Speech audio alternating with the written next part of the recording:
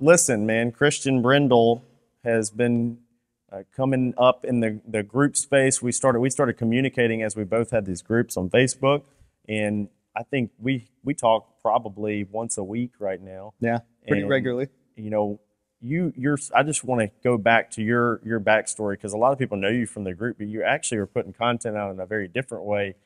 When I discovered you on your podcast, and it was Right. direct to consumer oriented content completely for probably a long period, probably longer than I know. Yeah. Well, let's go back. That's the Everything Medicare podcast. How Right. many episodes of that have you put out? So to date, there's about 266 episodes, give or take. And how do you find 266 things to talk about with that?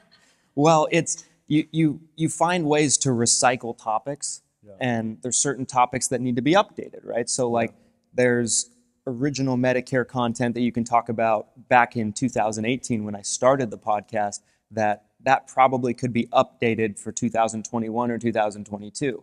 So that's part of it, but it's also just putting as much time in as you can and being creative at trying to come up with topics. So the more content that I personally put out, the biggest challenge that I face is coming up with more topics. But there's a couple different ways to kind of keep it fresh, but you need to put more time into actually thinking about it, because when you have no content, you have a million ideas Yeah. and everything's fresh. But Yeah, it's it can more- be almost overwhelming, like when you start putting out content, how many different ideas you have and which one do I tackle first.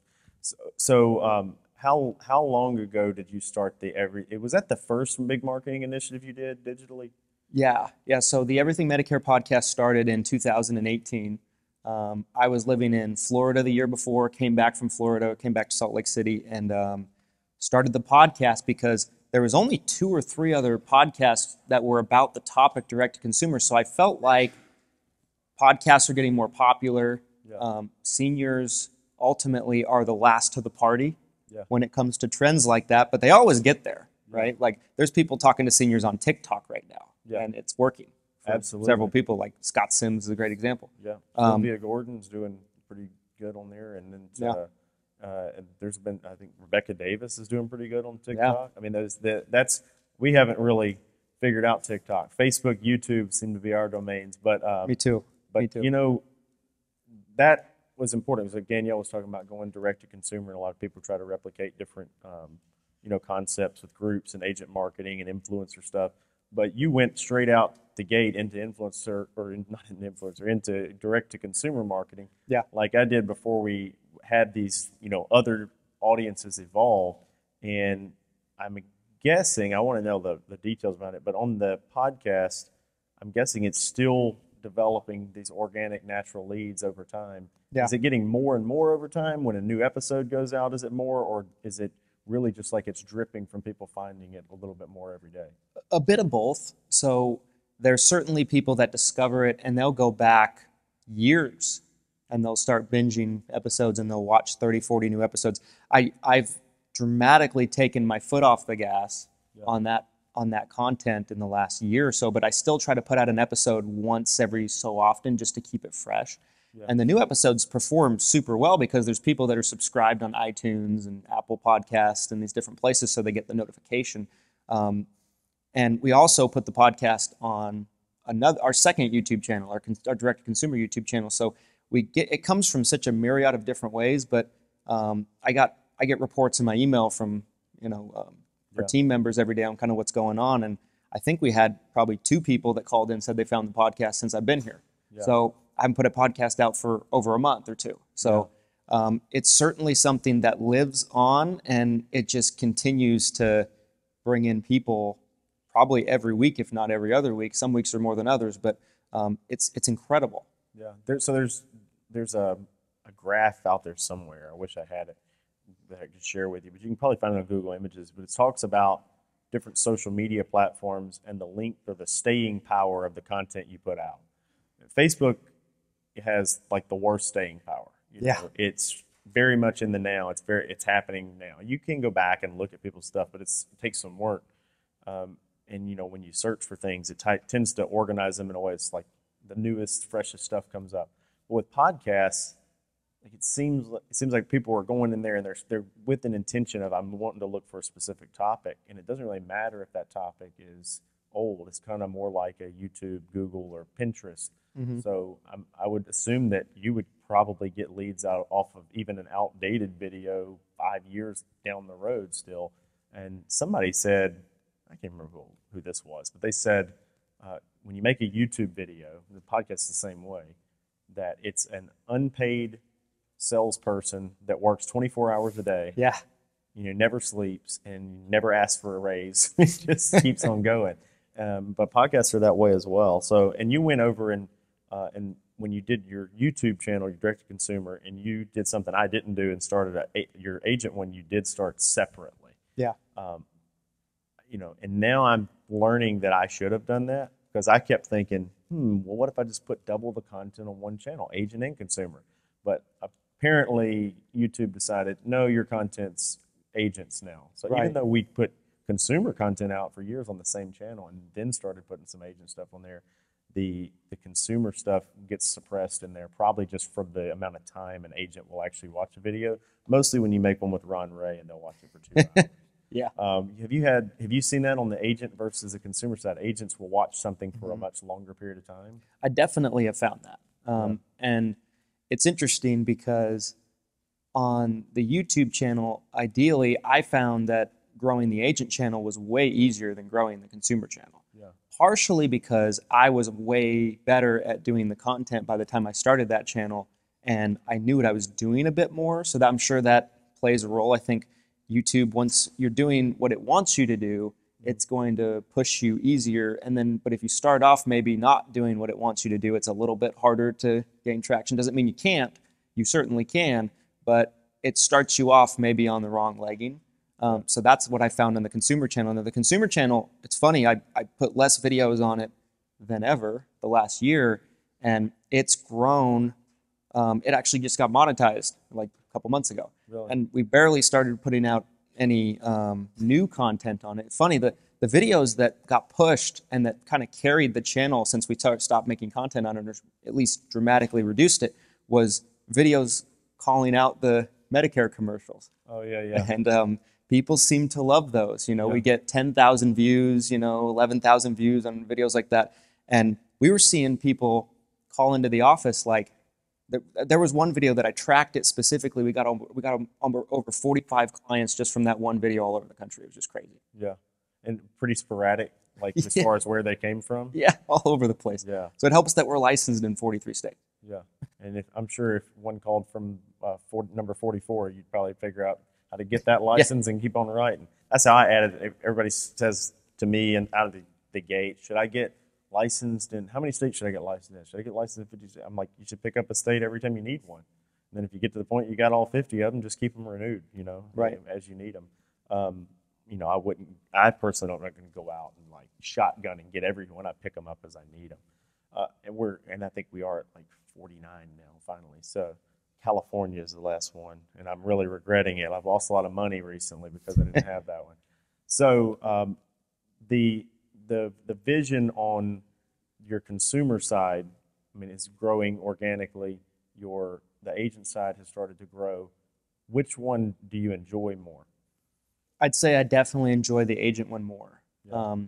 Partially, I think just because of where I'm at in my career. Like, I sold as an agent for probably 7 or 8 years before I kind of stepped back from personally producing myself. So there's some people in this room that have been selling for 20 years, right? Yeah. Or people that were watching the live stream, they've been selling for 30, 40 years, and they're like, I still love it. I just started to get burnt out on it, and I started to enjoy working with other agents and helping them do maybe what I was able to do in the field as an agent. So it's just maybe a little bit fresher for me at that point in time. But for now, I enjoy that better. Yeah, so so we found this too. Like, I sold at a really high level individually, and then we started bringing on a couple of agents, and it's gratifying. But the cool thing about certain agents, and a lot of you in this room, when I've helped them and something's clicked, like Michael Weller came up to me earlier and talked about coming when he came to our office and some things that have clicked, and just tons of people do that, and it's really gratifying because it's a big impact, and we make individual impacts on Medicare consumers. But when you can help another agent go help, 1,000 people, 2,000 people, 3,000 people, it's like compounding that impact. Yeah. And sometimes recruiting can get like a bad rap because it's done so distastefully. But I think the cool thing about maybe you and I both, we didn't like go after them like trying to mass recruit. We pick up agents that we really want to work with and that really want to work with us, and a higher percentage of those are going to work out. So I think I've seen that in you. You hear all these things about different uplines, and the people that I've communicated with that have worked with you have always been pretty happy with it. Your attention to them. But a good part of that is you're not going out and trying to grab so many agents that you can't support them. You just want to pick them up as you can and work with those. And we talked a lot about you trying to develop, your inside sales agents so that you could focus on the business more than in. How's that going for you? You pulling out of that personal production? Because I did the same thing. Mm-hmm. People will call me all the time. How did you get clients to talk to other people besides you? How is that going for you? So this year it's going much better. It's going really well. So it's still fresh. So we have 2 in-office agents at the moment. We have a 3rd one starting next week, actually, when I come back. Yeah. So I'm working with them right now, just trying to help them learn, trying to help them grow, trying to help them develop as agents. So I'm still having to do some sales just as kind of like examples, or like, okay, this is how you handle this situation, this is how you handle that situation. But I'd say the amount of time I'm spending writing new business opposed to maybe last year. Like last year I wrote 350 new clients myself, and we had 80 or 90 agents by the end of the year, and I was working 80, 90 hours a week, and I just was burnt out by the end of the year. This year, it's not nearly that same level of stress. I'd say I probably have been able to step back 80% from what I was doing. Yeah, in terms of personal production, but I bet you work just as much, if not more. You're just working on things maybe that you enjoy more, and which makes it not feel as stressful. Yeah, that's exactly it. I feel like I'm always doing something. Yeah. You're the same way. Yeah. Like you have a hard time turning it off. Yeah. So even if I'm at home, like in the evening, I might be like watching a movie. I know you are, man. I get all these emails, Christian Brindle, Taco Tuesday, all these different, all these lives, all the stuff comes out, and I tell my team. That's my VA, not me. I tell all the time though. I'm like, Christian's putting out a healthy amount of content, so you definitely bought into quantity of content. And, some people focus so heavily on, trying to have the perfect stuff to put out before they'll even put anything out. Yeah. And going into the individual, Medicare, going into being a consumer directed agent side, there are some people, like you said, that want to do that for forever, and that's great because, like I'll say, my dad did that for a long time, and that's where he wanted to be, and he would turn away like other opportunities and things, and I don't know that if he knew what was possible, if he would have turned those away. But some people, that's what they want to do, and that's what's the most gratifying, and they're honestly a great asset to the marketplace. Yeah. A lot of people do have a life where they have a vision of where am I going to get. So I'm going to, like even Jagger was saying, well, first we had to get on the phones and take these leads, start to close them, build some revenue, and then, eventually, build out of that. Because to get to scale, you can't be working in the personal production. It becomes so tough on you. I was just talking to someone else earlier at lunch who's in that predicament where, they've built this business, it's got great revenue and they're making money, but like it's impossible to scale at this point because they're so heavy on service work, and the few new clients aren't maybe even, it's difficult to really get outside of it at some point. Yeah. And you can hire admin, but really the best way to scale I see is going LOA. So a lot of people ask me, like, do you hire an admin or do you hire an agent first? And, I'm telling them hire agents first at this point, get the agents going and then get the admin to support those agents for me. But, I guess there's more than one way to skin a cat. What would you say? I mean, just because it's the way that I did it, not that I did it right necessarily, but I started off hiring admins Mm-hmm. to take the customer support off of my plate. Yeah. Because when I started, I was just an individual agent, like a lot of us, right? So I was wearing every hat. I was customer service. I was sales. I was whatever, marketing, right? And the biggest thing that was just overwhelming me, and in my head, I was spending less time bringing new revenue into the business by making sales, because that's where I thought my attention needed to be at that point in time. The admin was able to come in and take the claims and customer service and phone calls off my plate, because there were certain days where I couldn't seem to get anything else done because I was spending so many hours doing that. So I've always thought that maybe hiring an admin would be great, but I understand Yeah. where you're coming from. We also can do like hire an admin and have it be a rolling seat, where a lot of those admins want to be an LOA agent, and so we can kind of run them into our agent spot, because then I can pull another admin into that spot. Right. Sometimes you're going out looking for an agent, then you're finding somebody that maybe not be a fit for an entrepreneur or inside sales concept. Maybe you're looking for an admin, and then they see the potential as they're working through it. And you say, hey, do you want to do this where you're still servicing but selling, and then you can kind of pull that admin back into that spot. That's happened for us a few times for sure. Yeah. Actually, I would say a significant portion of my employees now that we hired were admin, and now they're doing very different things than that. Like they've grown and pivoted and taken on so much more than just that initial administration role. So Right. Yeah, and same for us. We've had that same experience to where, someone's job might initially be to answer the phone, talk to clients, those kind of things, but then we start seeing what they can handle. Yeah. Right. And like adding tasks to the equation, then we start to really see some talents they have that, hey, I didn't know that they could do that. And now I know, and we can kind of figure out how we can kind of utilize their talents and their strengths. Yep. Your dad is in your downline. Yeah. So I had a dad in the business. He would have never been in my downline. What's that relationship like? So it's a different situation for sure than probably a lot of people that are second generation like us. Yeah. I came in and my dad never wanted me to have anything to do with his business, like his corporation, Yeah. really. So I came in and he contracted me as an independent agent. Yeah. So I was 1099 from the get-go. And I was working a job, working insurance as much as I could. And my goal was to quit the job in 6 months. And I was able to do it in 5, so I was very happy about that.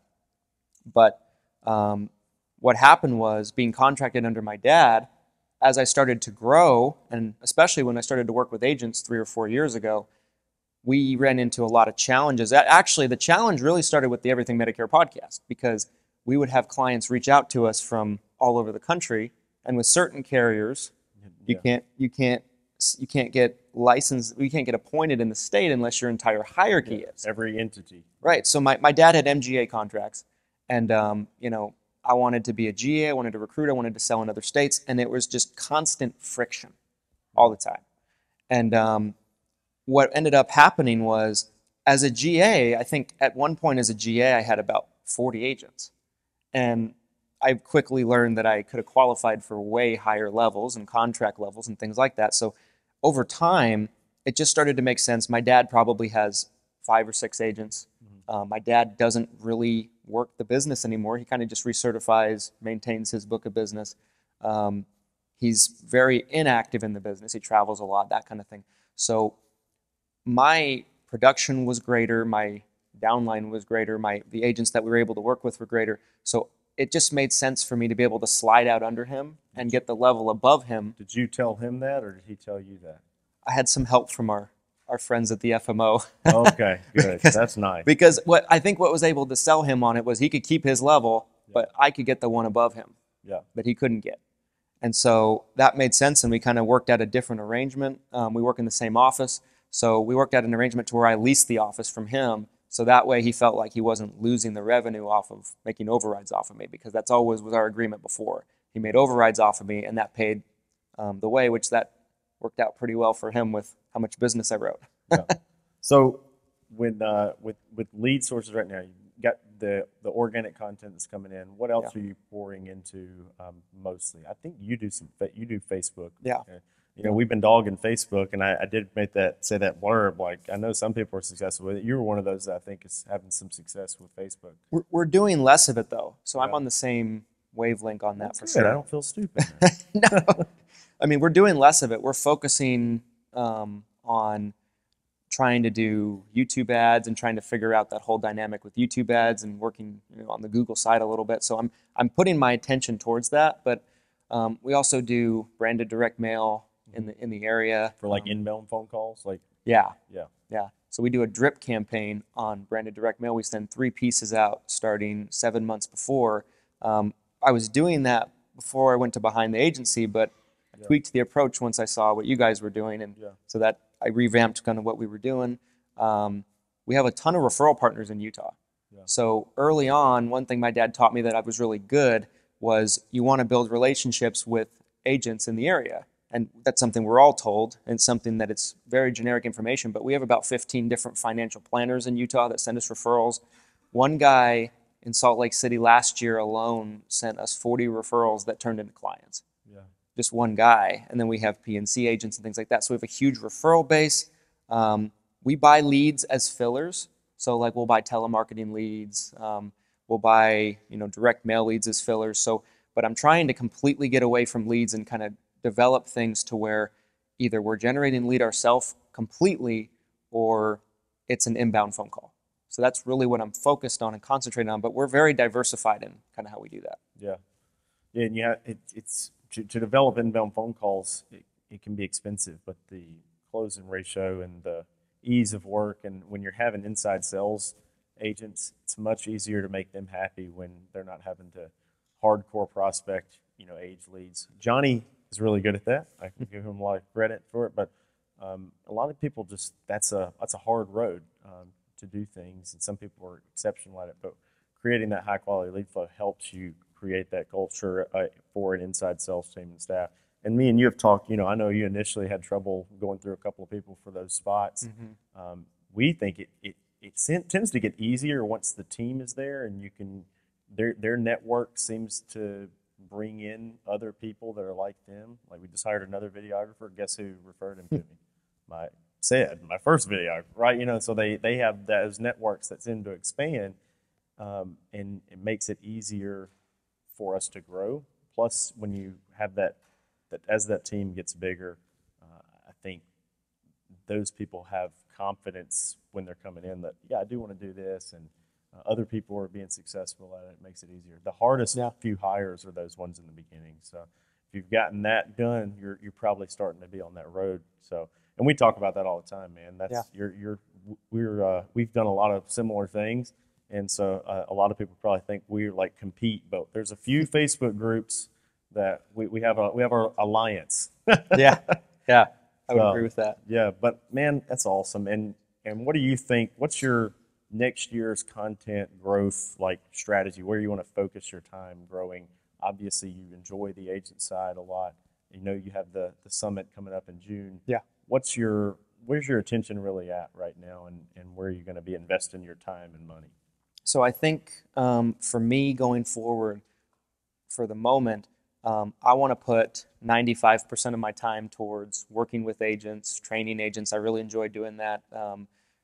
Webinars, videos, those kind of things. I'd love for the YouTube channel to get to 10,000 subscribers. Yeah. So that's a goal of mine, because I think for a niche channel like ours, that's a pretty big number. I know. Can you believe you have to have 100,000 YouTube subscribers to get verified? Yeah, it's ridiculous. Like 100,000 in Medicare, it's very hard. yeah, for sure. And so that's really going to be my focus. Of course, right now we're planning the summit for 2023. We're getting a venue locked in. We're trying to make arrangements and things like that. So I'm looking ahead to that, and we certainly want it to be bigger, better experience, maybe a bigger city, whatever the case might be, for 2023. So that's a huge focus of mine.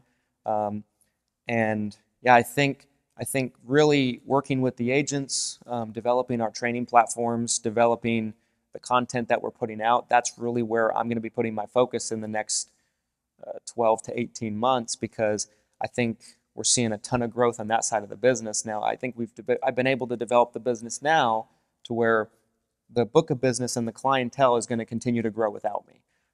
I might still be needed to manage a couple things here and there, need to generate leads, need to do the marketing, that kind of stuff, but I can concentrate a lot more on working with agents than I ever could before.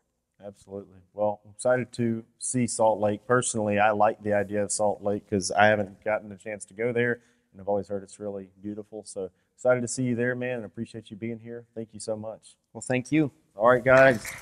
Let's go.